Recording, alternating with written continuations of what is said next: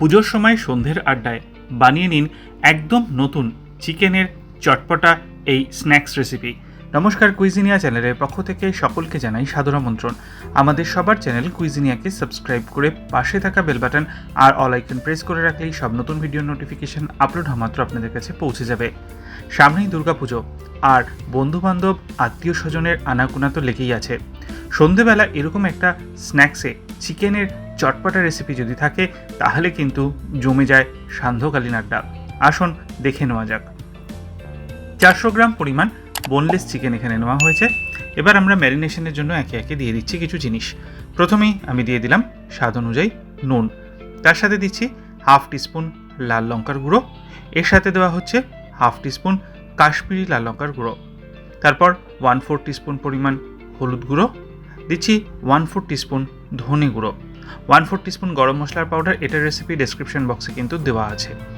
1/4 cup দিয়ে দিলাম আমরা চালের গুঁড়ো। এরপর এতে আমরা দিয়ে দিচ্ছি বেশ কিছুটা কারি পাতা, কিছুটা হাত দিয়ে ছিঁড়ে, কিছুটা গোটা অবস্থায়। কারি পাতার পরিমাণটা একটু বেশি রকমেরই দেবেন। তারপর অর্ধেকটা দিয়ে দিলাম পাতিলেবুর রস, আর এরপর দেওয়া হচ্ছে 5টা কোয়া রসুন, যেটাকে আমরা চপ করে নিয়েছি রাফলি, আর হাফ ইঞ্চি আদা, এটাকেও আমরা রাফলি চপ করে নিয়েছি। এবার এই সমস্ত জিনিসগুলোকে খুব ভালো করে আমাদেরকে মেখে নিতে হবে। যতটা সম্ভব জিনিসগুলোকে কিন্তু ভালো করে মাখবেন, যাতে চিকেনের সাথে সমস্ত জিনিসগুলো খুব ভালো মতো মিলেমিশে যায়। আর মাখাটা কমপ্লিট হয়ে গেলে এটাকে আমরা ম্যারিনেট করতে রেখে দেবো 1 ঘন্টা সময়ের জন্য। রেসিপিটাতে ফিরে আসছি, তার আগে আপনাদেরকে মনে করিয়ে দিই আমার নতুন চ্যানেল লাইফ ইজ প্রেশাস, যেখানে জীবনের নানা দিক নিয়ে আমি আপনাদের সামনে আলোচনা করি।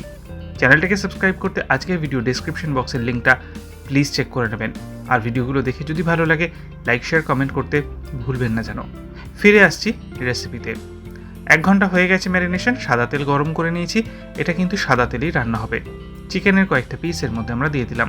যেরকম আমরা ম্যারিনেট করেছি ঠিক সেরকমভাবেই দেখুন চিকেনের গায়ে কিন্তু কারি পাতা বা আদা রসুন সমস্ত কিছু লেগে আছে। ঠিক এইভাবেই কিন্তু লাল লাল করে চিকেনগুলোকে হাই ফ্লেমে ভেজে নেবেন। আর আমরা কিন্তু সমস্ত চিকেন ঠিক একইভাবে ভেজে নিয়েছি।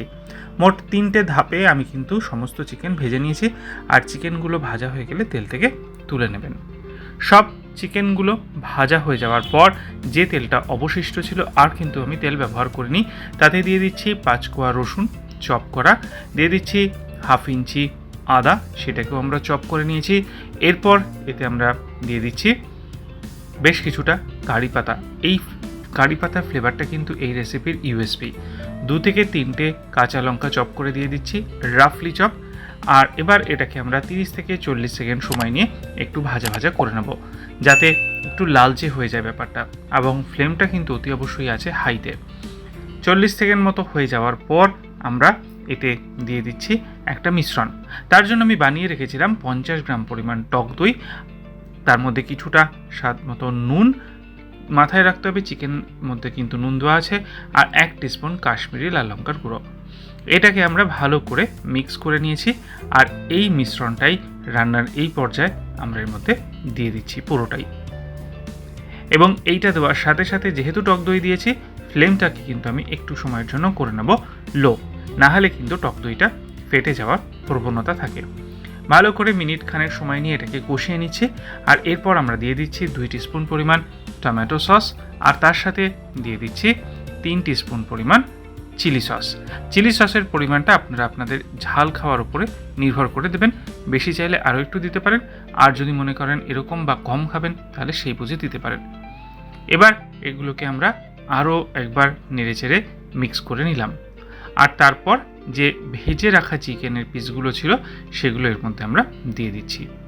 ভেজে রাখা চিকেনের পিসগুলোকে দিয়ে 2 মিনিটের জন্য একটু নাড়াচাড়া করে নেব, যাতে সমস্ত মশলার সাথে চিকেনটা খুব ভালো মতো কোট হয়ে যায়। দেখেই জিভে জল আসছে তো, এরকমই কিন্তু এটার টেস্টি রেসিপি। 3 থেকে 4 টেবিল চামচ জল দিয়ে দিলাম, ওই দইয়ের মিশ্রণের বাটিটা যেখানে ছিল সেইটা ধুয়ে দিয়ে আবারও 2 থেকে 3 মিনিট একটু নেড়ে চেড়ে নেব। আর এটা কিন্তু হবে একদম ড্রাই, এবং এটা কিন্তু এখন প্রায় তৈরি হয়ে এসছে। নামাবার আগে দিয়ে দেব আরও অর্ধেকটা পাতিলেবুর রস, জিনিসটাকে আরও চটপটা বানিয়ে দেওয়ার জন্য। আর তারপর একটুখানি মিক্স করে নিচ্ছি। দেখুন এটা কিন্তু এখন একদম রেডি হয়ে গেছে। মাংসগুলো তো অতি অবশ্যই খুবই সুসিদ্ধ হয়েছে, আর গন্ধ এবং স্বাদ বাড়িতে বানান তাহলেই জানতে পারবেন। পুজোর সময় বানিয়ে ফেলুন আর আমাকে কমেন্টে জানান কেমন লাগলো। ভালো লাগলে লাইক এবং শেয়ার করতে ভুলবেন না যেন। যারা এখনও চ্যানেল কুইজিনিয়াকে সাবস্ক্রাইব করেননি, অনুরোধ করব চ্যানেলটাকে সাবস্ক্রাইব করে এই পরিবারের সদস্য হয়ে যাওয়ার জন্য। লাইফ ইজ প্রেশাস গল্পে শেখালে কাল চ্যানেলটিকে সাবস্ক্রাইব করতে আজকের ভিডিওর ডেসক্রিপশন বক্সের লিঙ্কগুলো প্লিজ চেক করে নেবেন। সবাই ভালো থাকবেন, সুস্থ থাকবেন। দেখা হবে পরের রেসিপি নিয়ে। আজ এ পর্যন্তই, নমস্কার।